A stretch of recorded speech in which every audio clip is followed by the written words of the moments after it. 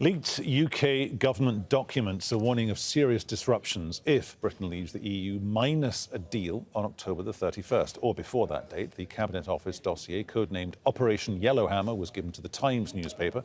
It says serious shortages of food, fuel and medicine would be likely. The report also warns of a return to a hard border between Northern Ireland, that's the province, of course, in Northern Ireland, and Ireland, i.e. the Irish Republic. Let's talk again to Eamon McCann. He's a journalist and political activist, joins us on Skype from Londonderry in Northern Ireland. Eamon, great to have you back here on the News Hour. Now, just a quote from the leaked bit of Operation Yellowhammer.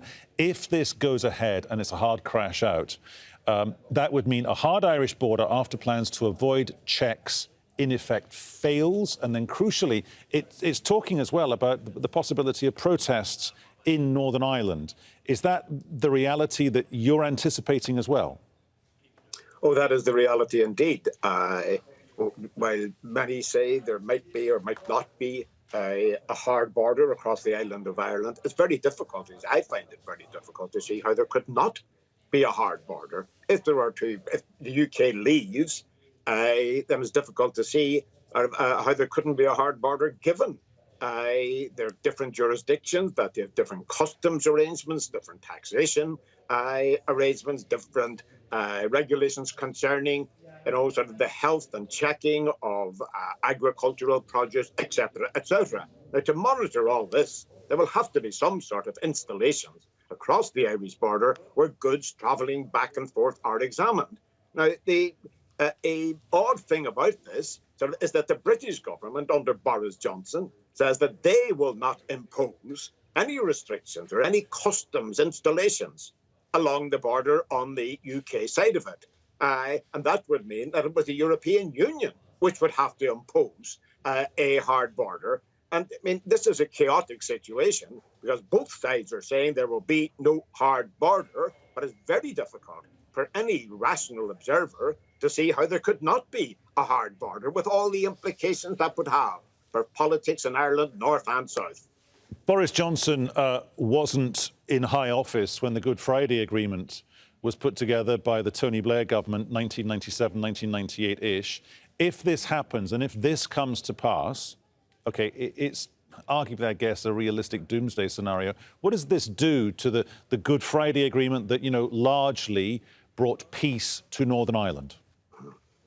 Well, the difficulty is that there's a difficulty in knowing sort of what is going to happen given sort of the contradictory assertions being made and also the general chaos surrounding the issue. But I'd say this, that it's not a question of whether sort of a no-deal Brexit would contradict the letter of the Good Friday Agreement.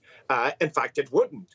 Nevertheless, imposing a hard border, that would contradict sort of the spirit, I suppose, of the Good Friday Agreement. But in simple, practical terms, if border installations are erected, if there are customs posts to check people and goods travelling across the border in each direction, if that happens, and it's very difficult to see how that is not going to happen if there's a no-deal Brexit, then be assured that there are people in Ireland, north and south, small number perhaps, who will shoot at those customs posts. All history tells us that. And how many people does it take to organise, to shoot at a customs post on the Irish border? 6, 8, 10? Only a tiny number of people might support such action, but it doesn't take any more than a tiny number of people to do it and then watch events unfold. OK, as far as Northern Ireland's concerned, when Boris Johnson, the relatively new UK Prime Minister, meets European leaders over the coming days, and he kind of repeats what his predecessor, Theresa May, was going after, how will that go down with people like, for example, the DUP in Belfast? Because for them, primacy is the keeping together of the UK. Oh, absolutely. And I mean, that on the face of it, logically, there is no way you can reconcile the position of the DUP sort of with what the EU is saying, or indeed even what some people in the British administration are saying. The DUP are simply saying we will not even contemplate sort of any scenario sort of in which Northern Ireland, part of the European Union, sort of a part of the United Kingdom, sorry, in which Northern Ireland, part of the United Kingdom, becomes separated in any way whatsoever from England, Scotland, and Wales. But it's difficult to see how that can be done either. Sort of, if there are sort of attempts to preserve the Good Friday Agreement and also to preserve free trade, North and South in Ireland, that cannot be done. It's absolutely contradictory to any notion sort of a hard border. So there are imponderables here sort of which suggest that one side or the other must be bluffing, that somebody's going to have to blink.